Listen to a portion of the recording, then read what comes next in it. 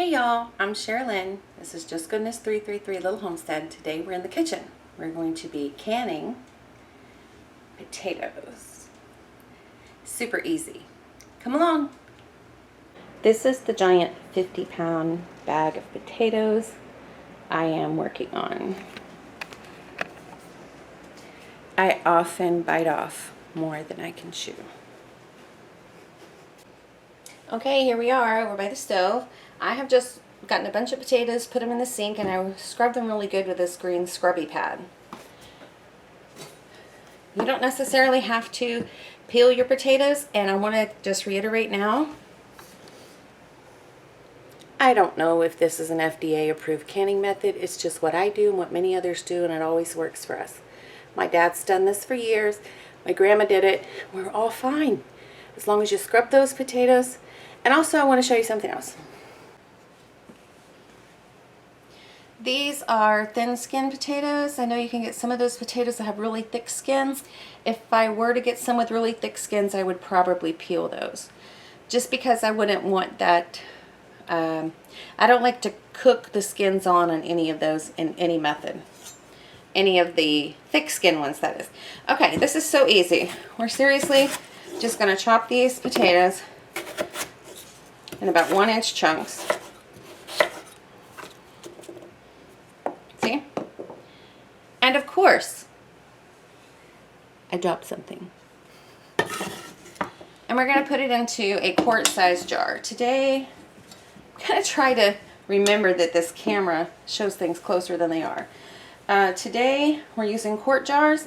If you're single or you just don't like potatoes too much, you could always use pint jars, but this is what works for our family.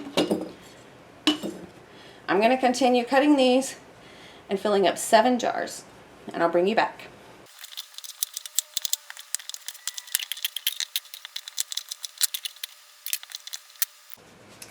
Okay, I'm back. Sorry for the bad lighting right here. Now it is time to put salt in our jars.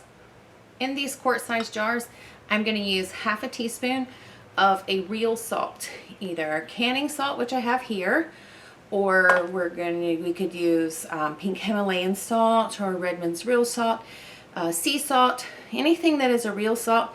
If you use iodized table salt in your canning, it's probably going to turn your stuff some funky colors, maybe make it look darker, and that stuff's just not great for you. Y'all stop using that table salt.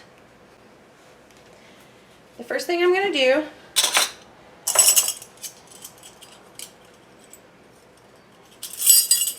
half a teaspoon of salt in the top of each of these jars.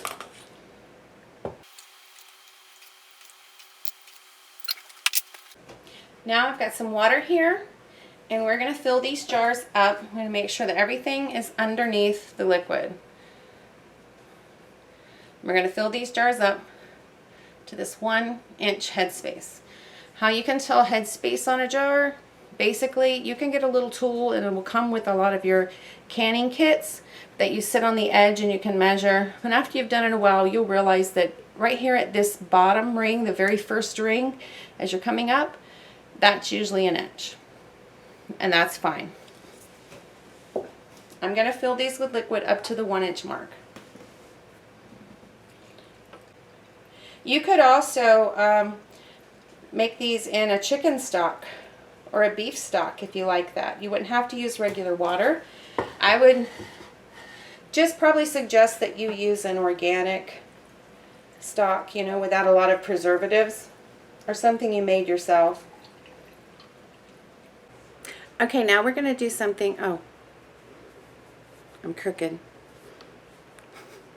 Now we're going to do something that's very important. Don't forget this step. We are going to debubble our jars. In a ball canning kit that I purchased, I received one of these. It is a metal lid grabber. If you like to simmer your lids and warm them up, now the ball canning regulations, a lot of canning lids state that you don't have to do that. Some people still like to do it, and if I have some old lids, which I personally reuse my lids, I use them twice for canning, then you may want to simmer them on your second go around. Today we're going to be using some brand new lids. I'm going to take the end of this. If you don't have one of these, try to use something plastic.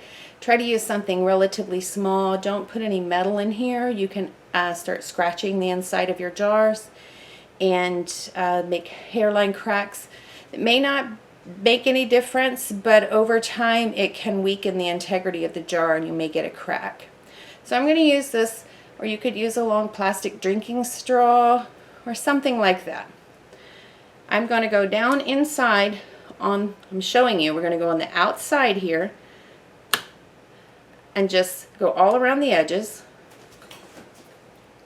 And what's happening is any air trapped in there underneath one of those potato wedges is, I see some bubble up to the surface. I see there's some coming right there. I hope you could see that. I hope the camera caught it. See, there's more air coming up. We don't want any air pockets in there. I'm going to go right down the center as well. Give it a little stir. Try to move those potato wedges around because they have probably been hiding some air. Again, try to go down all the sides. Not twice. I'm just, let's start a new jar. Go down all the sides with your tool. Turn it. Go down again. This is moving those potatoes and dislodging little air bubbles. Those are places that may harbor some bacteria because we're trying to get an oxygen-free environment. And air equals oxygen. Go right down the middle. Give it a good stir. No more bubbles are coming up. So I'm going to finish this off camera and then I'll bring you back. Okay, I've noticed that the liquid, as I move the potatoes around and some settled, some of the liquid has come down below the 1-inch line. I'm just going to top those off.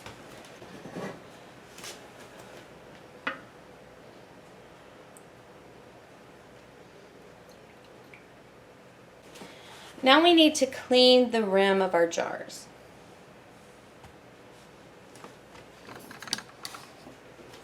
Let me jump in here and say I forgot something in the beginning.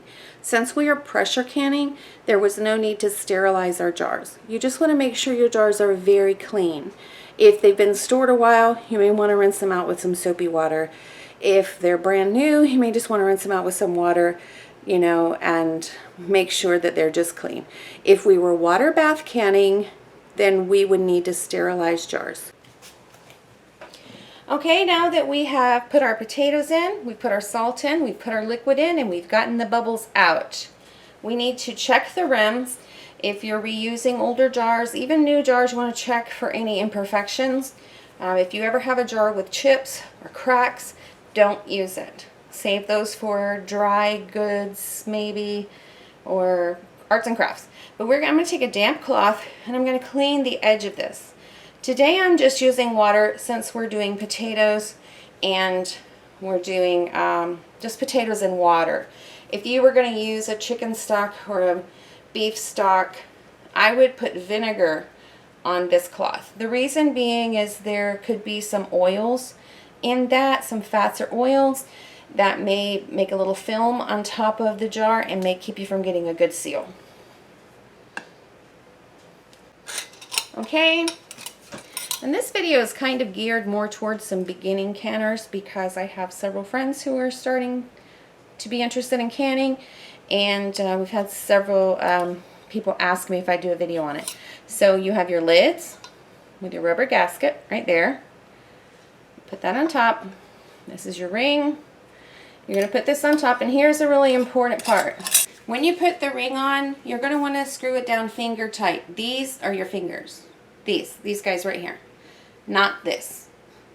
Don't use this part of your hand. That's all that means. You want to tighten it down as tight as your fingers can get it.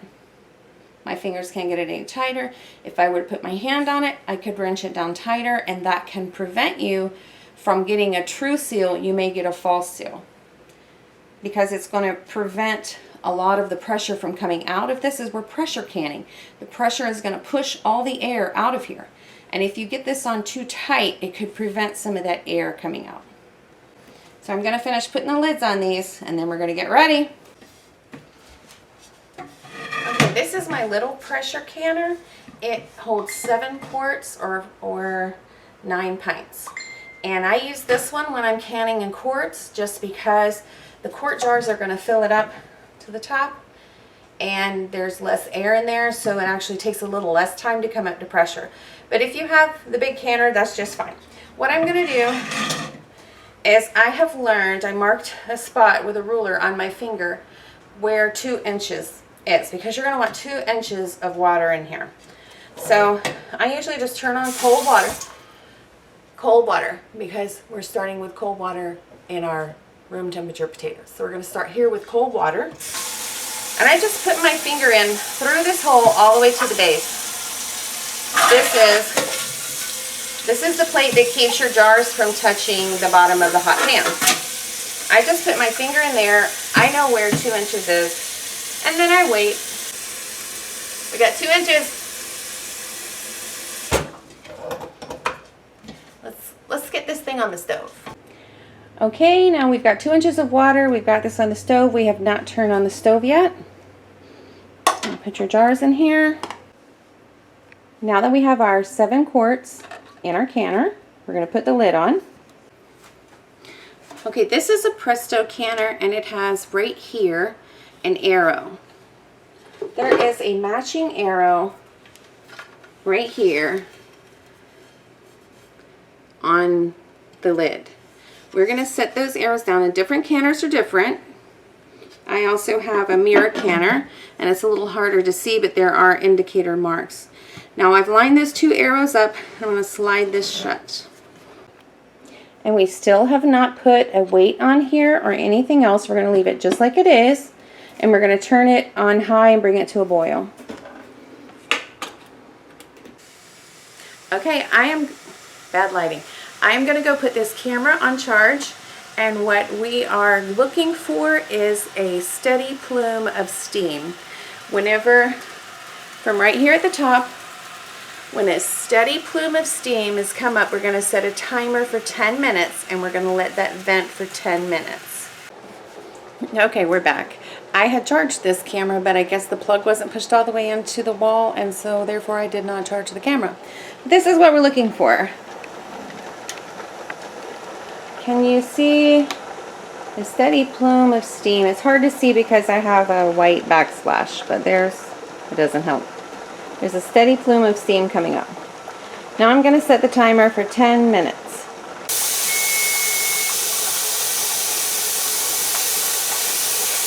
Okay, we've been venting here for 10 minutes. I'm going to turn off my timer, and I want to show you something. These are weights. Now, this one is a little different than this one. This one is just a steady 10-pound weight. You can't take these pieces off.